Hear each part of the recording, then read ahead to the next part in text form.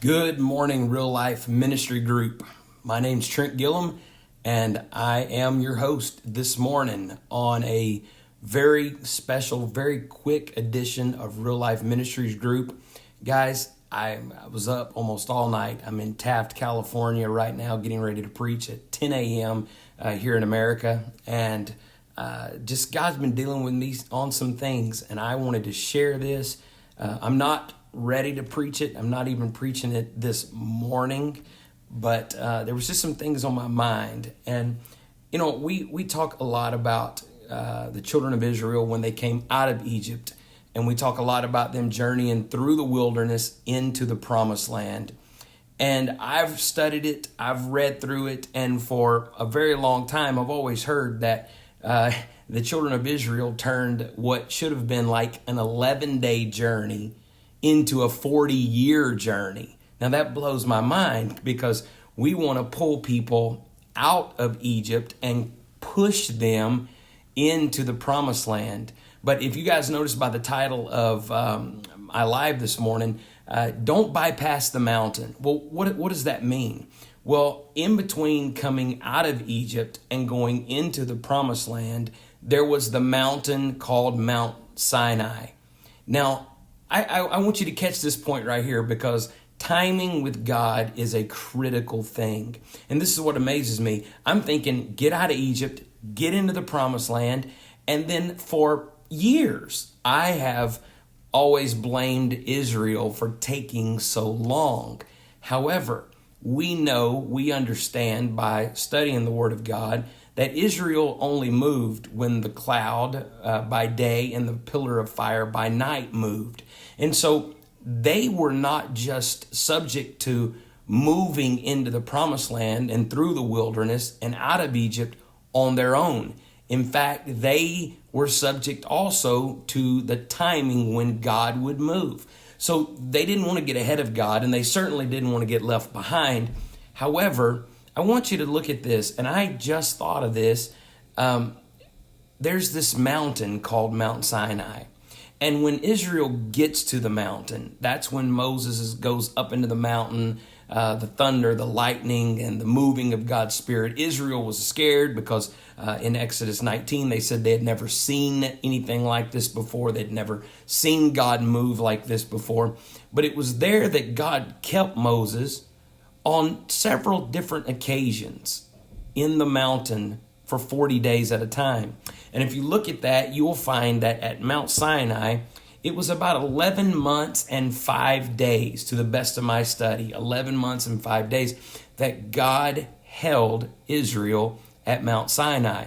Now, I somehow knew that. I've preached out of that as long as I've been preaching, but it just dawned on me. There are times on the journey into your promise that God will hold you up.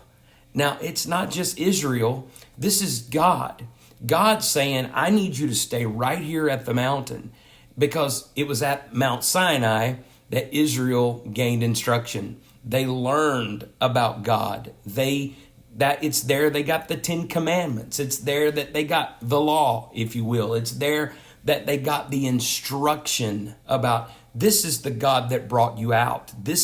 So they got understanding. And when we're called out of whatever situation, we look and we go, I've got to get into that better thing. I've got to get into that promised land.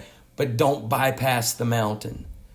I know we want to bypass the waiting. We want to bypass some of that, but don't bypass the mountain, because God will take a period of time to instruct us, to teach us, to train us, or here's a better word, to equip us, because the journey ahead requires us to be equipped. Now, as an evangelist, as a minister, and even as a pastor, missionary, I want to see people come out of Egypt and into the promised land immediately.